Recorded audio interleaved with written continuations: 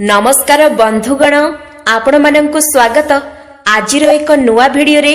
बंधुगण, आजिर भिडियो रे आमे आपण मानंकु जणैबु बुधवार दिन एही उपाय आपणक भाग्य बदलाई देब। भगवान गणेश प्रथम पूजनीय देवता अटंती। कोनोसी भी धार्मिक कार्य रे किंबा कोनोसी भी अनुष्ठान रे आमे सर्वप्रथमे भगवान गणेशंकु पूजा करिथाउ। एथिपाई करिथाउ जे सेही मांगलिक कार्य रे किंबा शुभ कार्य रे कोनोसी भी जेमिति बाधा विघ्न न आसु। समस्त प्रकारर संकट को दूर करिथांती भगवान गणेश। कारण भगवान गणेशंकु विघ्न हर्ता कुहा जाए, संकट मोचन कुहा जाए। कोनोसी भी मनस्कामना थिले भगवान गणेशंकर पूजा करिले से बहुत शीघ्र मनस्कामना पूर्ण करि दियंती। विवाह रे कोनोसी बाधा आसुथिले किंबा संतान प्राप्ति रे कोनोसी बाधा आसुथिले, धनर अभाव थिले, करजरे बुड़ी होई रहिथिले, शिक्षा रे सफलता मिलु नथिले, आपणक स्मरण शक्ति कमजोर थिले, परीक्षा रे सफलता मिलु नथिले, व्यवसाय रे सफलता मिलु नथिले किंबा चाकरी रे सफलता मिलु नथिले, जे कोनोसी समस्या को दूर करिथांती भगवान गणेश। भगवान गणेशंकर एही गायत्री मंत्र को जदि आपण बुधवार दिन 108 थर जप करिवे किंबा एक माला आपण करिनेबे तो एहा द्वारा आपणक जीवन रे आसुथिबा कोनोसी भी विघ्न होइथाउ ना काहेकि समस्त समस्यारु रक्षा करिथांती भगवान गणेश। एवं कोनोसी भी मनस्कामना पूर्ण करिथांती भगवान गणेश। प्रतिदिन जेतेबेले भी पूजा करुछंती तो सर्वप्रथमे भगवान गणेशंकु पूजा करिबा उचित। प्रतिदिन स्नान परे सूर्य देवंकु जल अर्पण करंतु। एहा परे निजर घरर मंदिर रे पूजा करिबा समय रे प्रथमे भगवान गणेशंकर पूजा करंतु, तांकर मंत्र जप करंतु, तांकर आराधना करंतु एवं एहा परे अन्य देवी देवतांकु पूजा करंतु। प्रातः समय रे उठी निजर बिछण रे बसी प्रथमे निजर दुई हाथ को देखंतु। एहा परे भगवान गणेशंकु स्मरण करंतु। एहा द्वारा दिन सारार समस्त कार्य बिना बाधा विघ्न रे भलरे होई जिवो। आसंतु जानिबा बुधवार दिनर पूजा विषय रे। एही दिन भगवान गणेशंकर विशेष दिन होई थाए। एही दिन भगवान गणेशंकु समर्पित अटे। बुधवार दिन यदि भगवान गणेशंकु विधि विधान भावे पूजा अर्चना करा जाए, प्रार्थना करा जाए, तेबे समस्त प्रकारर मनस्कामना पूर्ण होई जाए। आज आमे जानिबा बुधवार दिन भगवान गणेशंकु केउ प्रकारर पूजा करिवे। कोनोसी भी मनस्कामना थिले बुधवार दिन एही उपाय करंतु। बुधवार दिन प्रातः समय रे शीघ्र उठंतु एवं भगवान गणेशंकु स्मरण करंतु एवं निजर मनर इच्छा को भगवान गणेशंकु कुहंतु। निजर दुख, निजर जे कोनोसी इच्छा को भगवान गणेशंकु कुहंतु। एहा परे मने मने कुहंतु जे मु आजि ठारू तुमर विशेष पूजा करिबाकू जाउछि, तो मोर जहा भी समस्या अछि ताहा दूर करंतु। एहा परे स्नान आदि करि दियंतु। स्नान परे सफा परिष्कार वस्त्र धारण करी भगवान गणेशंकर पूजा करंतु।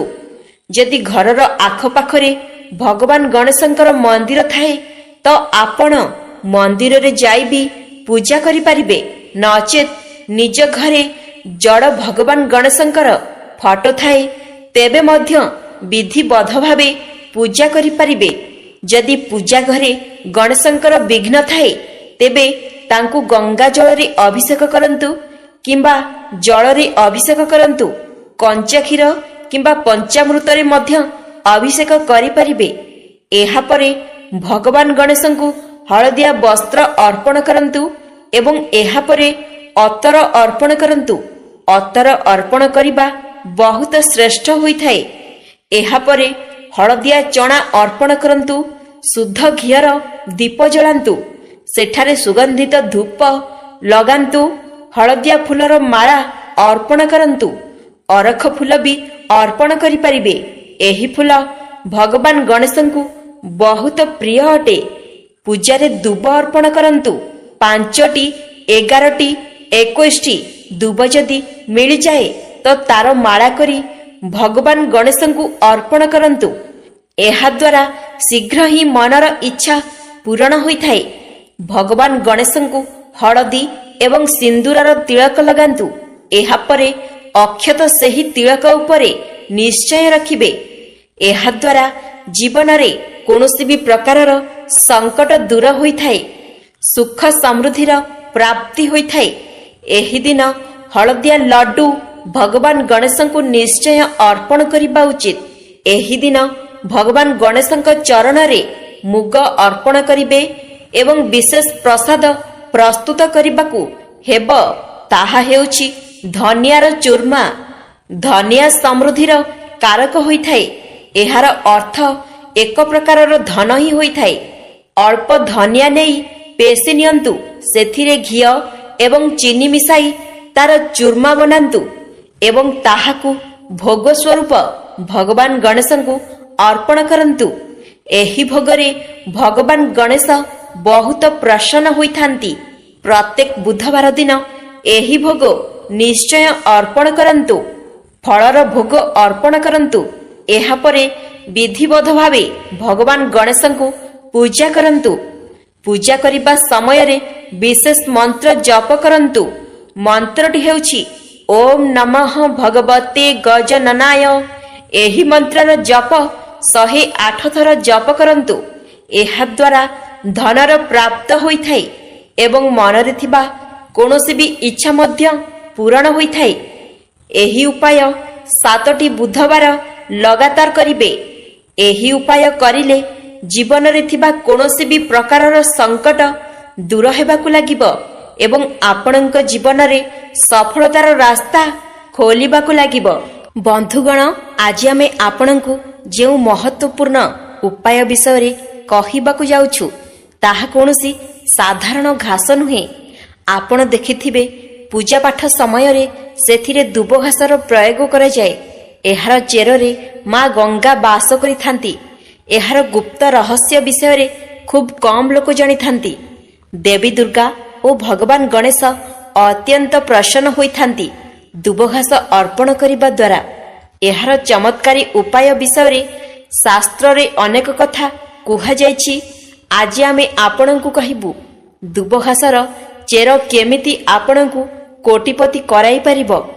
ଦୁବ ଘାସ ଭାରତରେ ବହୁତ ସହଜରେ ମିଳିଯାଏ। ଏହାର ଖାସ୍ ଗୁଣ ହେଉଛି କି ଏହା କମ୍ ପାଣିରେ ନିଜର ଜୀବନ ଯାପନ କରିଥାଏ। ସର୍ବପ୍ରଥମେ ଏହାର ଆୟୁର୍ବେଦିକ ପ୍ରୟୋଗ ବିଷୟରେ କହିବା। ଦୁବ ଘାସ ଦ୍ୱାରା ଆପଣ ଜୀବନର ଅନେକ ସମସ୍ୟା ଦୂର କରିପାରିବେ। ଯେଉଁମାନେ ସାଧୁ ସନ୍ଥ ହୋଇଥାନ୍ତି ସେମାନେ ଅଧିକ ଦିନ ବଞ୍ଚିବା ପାଇଁ ଜଙ୍ଗଲରେ ଦୁବ ଘାସର ପ୍ରୟୋଗ କରିଥାନ୍ତି। ଦୁବ ଘାସର ରସ ପିଇବା ଦ୍ୱାରା 21 ଦିନ ପର୍ଯ୍ୟନ୍ତ ଭୋକ ଲାଗିନଥାଏ। ଦୁବ ଘାସର ଚେର ଶରୀରର ତାପମାତ୍ରାକୁ କମ୍ କରିଥାଏ, ଶରୀରକୁ ଥଣ୍ଡା ରଖିଥାଏ। ଖରାଦିନରେ ଶରୀରରେ ଗରମ ବଢ଼ିବା କାରଣରୁ ଅଧିକ ଗରମ ଅନୁଭୂତ ହୋଇଥାଏ। ଏଥିପାଇଁ ଆପଣ 1 କପ୍ ଦୁବ ଘାସର ରସ ବାହାର କରନ୍ତୁ। ସେଥିରେ କିଛି ମିଶ୍ରି ଦାନା ପକାଇ ସେବନ କରନ୍ତୁ। ଏହାଦ୍ୱାରା ଶରୀରରେ ତାପମାତ୍ରା କମ୍ ହୋଇଥାଏ। ଦୁବ ଘାସର ରସ 2 ସପ୍ତାହ ଯାଏଁ ସେବନ କରିଲେ ଅର୍ଶ, ଭଗନ୍ଦର ଭଳି ସମସ୍ୟା ବହୁତ ଜଲ୍ଦି ଦୂର ହୋଇଥାଏ। ଏହା ସହ ରକ୍ତ ସମ୍ବନ୍ଧୀୟ ସମସ୍ୟା ଦୂର ହୋଇଥାଏ। ମାନିକି ଚାଲନ୍ତୁ, ଯଦି ଆପଣଙ୍କ ଘରେ କେହି ଛୋଟ ପିଲାଙ୍କର ପାଠ ପଢ଼ାରେ ମନ ଲାଗୁନାହିଁ ତେବେ ଦୁବ ଘାସର ଅଧା କପ୍ ରସ 7 ଦିନ ଯାଏଁ ସେବନ କରନ୍ତୁ। ଏହାଦ୍ୱାରା ସ୍ମରଣ ଶକ୍ତି ପ୍ରଖର ହେବ, ଶ୍ୱାସ ବିପି ସମସ୍ୟା ଠିକ୍ ହୋଇଥାଏ। ଏବେ ଆସନ୍ତୁ ଜାଣିବା ଏହାର ଦିବ୍ୟ ଚମତ୍କାରୀ ଉପାୟ ବିଷୟରେ। ଦୁବ ଘାସ ମୂଳକୁ ପେଷି ତିଳକ ଲଗାଇବା ଦ୍ୱାରା ଏହା ବୁଦ୍ଧିକୁ ସ୍ଥିର ରଖିବା ସହ ଚେହେରାରେ ଚମକ ଆଣିଥାଏ। ମା ଦୁର୍ଗାଙ୍କୁ ଅର୍ପଣ କରି ପର୍ସରେ ରଖିଲେ ଧନ ଆସିବାର ସବୁ ମାର୍ଗ ଖୋଲିଯାଏ। ବନ୍ଧୁଗଣ, ଆଉ ଗୋଟେ ବିଶେଷ ଉପାୟ ହେଉଛି ଆପଣ ବୁଧବାର ଦିନ 7ଟି ଦୁବକୁ ଗଣ୍ଠି ପକାଇ ନିଅନ୍ତୁ ଏବଂ ସେହି ଦୁବକୁ ନେଇ ଗଣେଶଙ୍କ ମନ୍ଦିରକୁ ଯାଆନ୍ତୁ।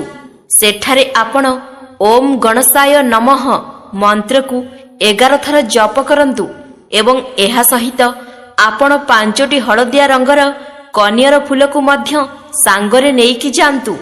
ଏହାପରେ ଆପଣ ସେ ଫୁଲ ଓ ଦୁବକୁ ପ୍ରଭୁ ଗଣେଶଙ୍କୁ ଅର୍ପଣ କରନ୍ତୁ ଏବଂ ଅର୍ପଣ କରିବା ସମୟରେ ଆପଣ ଓମ୍ ଶ୍ରୀ ଗଣେଶାୟ ନମଃ ମନ୍ତ୍ରକୁ ବାରମ୍ବାର ଜପ କରନ୍ତୁ ଏବଂ ଗଣେଶଙ୍କ ନିକଟରେ ଥିବା ମୂଷା ବାହନକୁ ମଧ୍ୟ ଆପଣ ନିଜର ପ୍ରାର୍ଥନା ଜଣାନ୍ତୁ ଯେ ହେ ପ୍ରଭୁ ମୂଷକରାଜ, ଆପଣ ମୋ ପ୍ରାର୍ଥନାକୁ ପ୍ରଭୁ ଗଣେଶଙ୍କ ପାଖରେ ପହଞ୍ଚାଇ ଦିଅନ୍ତୁ। ଏହା କହି ଆପଣ ନିଜ ମନସ୍କାମନାକୁ ମୂଷକରାଜ ନିକଟରେ ପ୍ରକାଶ କରନ୍ତୁ। ଆପଣମାନେ ଜାଣନ୍ତି ଯେ ଗଣେଶଙ୍କୁ ବିଘ୍ନ ହର୍ତ୍ତା ବୋଲି କୁହାଯାଏ। ତାଙ୍କୁ ପୂଜା କରିଲେ ଆପଣଙ୍କ ଜୀବନରେ ଥିବା ସମସ୍ତ ସମସ୍ୟା ଦୂର ହୋଇଯିବ। ଗଣେଶଙ୍କୁ ପୂଜା କରିଲେ ଆପଣ ଆପେ ଆପେ ମା ଲକ୍ଷ୍ମୀଙ୍କର କୃପା ଓ ଆଶୀର୍ବାଦ ମଧ୍ୟ ପ୍ରାପ୍ତ କରିବେ। ଏହି ଉପାୟଟିକୁ ଆପଣଙ୍କୁ 5 ବୁଧବାର କରିବାକୁ ପଡ଼ିବ। ବନ୍ଧୁଗଣ, ଯେଉଁ ଦୁବ ଘାସକୁ ଆପଣ ପ୍ରଭୁ ଶ୍ରୀ ଗଣେଶ ଓ ଦୁର୍ଗା ମାଙ୍କୁ ଚଢ଼ାଇବେ, ସେହି ଦୁବ ଘାସକୁ ନେଇ ଯଦି ଆପଣ ନିଜ ପର୍ସରେ ରଖିବେ, ତେବେ ଆପଣଙ୍କର ଅଯଥା ଖର୍ଚ୍ଚ ହୋଇନଥାଏ, ଆପଣଙ୍କର ଖର୍ଚ୍ଚରେ ମଧ୍ୟ ବୃଦ୍ଧି ହୋଇନଥାଏ। ବନ୍ଧୁଗଣ, ଆପଣମାନେ ଜାଣନ୍ତି ଯେ ଦୁବ ଘାସକୁ ସାକ୍ଷାତ ମା ଦୁର୍ଗାଙ୍କର ସ୍ୱରୂପ ବୋଲି ମାନାଯାଏ। ଏହା କୌଣସି ସାଧାରଣ ଘାସ ନୁହେଁ, ଏହା ମୂଳରେ ମା ଗଙ୍ଗାଙ୍କର ମଧ୍ୟ ବାସ ହୋଇଥାଏ। ସେଥିପାଇଁ ପ୍ରତ୍ୟେକ ଲୋକ ଦୁବ ଘାସକୁ ଅତ୍ୟନ୍ତ ପବିତ୍ର ମାନି ପ୍ରତ୍ୟେକ ପୂଜା ପାର୍ବଣରେ ବ୍ୟବହାର କରିଥାନ୍ତି। ତେବେ ଦର୍ଶକ ବନ୍ଧୁ, ଏହା ଥିଲା କିଛି ଦୁବ ଘାସକୁ ନେଇକି କିଛି ଖାସ୍ ଉପାୟ। ଏହି ଉପାୟକୁ ପାଳନ କରି ଆପଣ ମା ଲକ୍ଷ୍ମୀଙ୍କର କୃପା ମଧ୍ୟ ପ୍ରାପ୍ତ କରିପାରିବେ। ଆଶା କରୁଛି ଭିଡ଼ିଓଟି ଆପଣଙ୍କୁ ନିହାତି ଭାବରେ ଭଲ ଲାଗିଥିବ। ଯଦି ଭିଡ଼ିଓଟି ଭଲ ଲାଗିଥାଏ, ଲାଇକ୍ କରି ଆମ ଚ୍ୟାନେଲକୁ ସବସ୍କ୍ରାଇବ୍ କରିଦିଅନ୍ତୁ। ଧନ୍ୟବାଦ।